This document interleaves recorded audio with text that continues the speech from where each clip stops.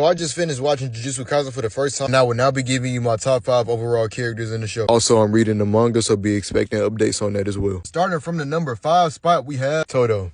We putting Toto at number 5. Toto was in my top 5 because I fuck with his effect on Yuji, and I fuck with his personality, how it's so unorthodox and unpredictable. He's just been a light, a difference, and a pinnacle point of importance in the show. I rock with how he moves. Sometimes I don't like some of his ways, but for the most part, he cool. Moving into the number 4 spot. The number 4 spot, we got Toji. Yes, I'm covering the side of the camera so you can't see the blood for TikTok guidelines. But the reason Toji in number 4 is because his skill set is so cold and he's so unorthodox as well. He has one of the most unique, one-of-a-kind creative skill set mindsets that I've ever seen in the show and in any other show in anime in general. I mean, his creative expertise is just top notch and superb, bro. And I rock how his last words was giving props to his son for him not being part of the Zenin clan. This is the form of Toji I rock with and respect and admire. Not the beginning Toji, but this Toji right here, I rock with him for sure. Moving into the number 3 spot. My number 3 spot is tied between 2 characters, and that Mechamaru and Panda, bro. The reason Mechamaru is number 3 tied with Panda is because starting off, Mechamaru wasn't cool with me. The nigga was just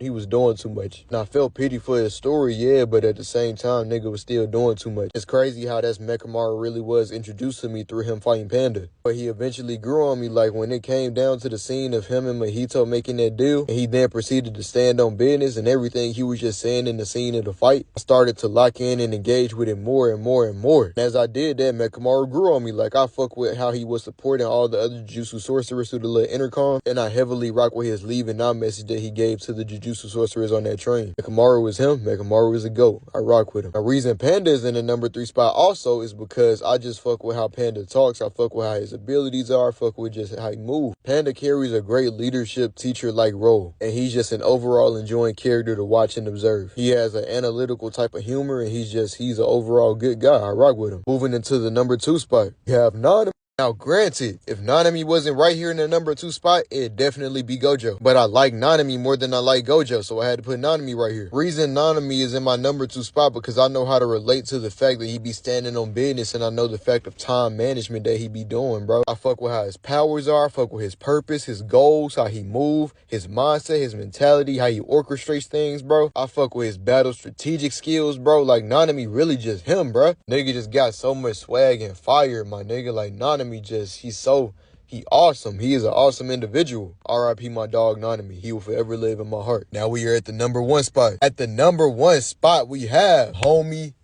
Choso, bro. Now, granted, yes, he is a curse.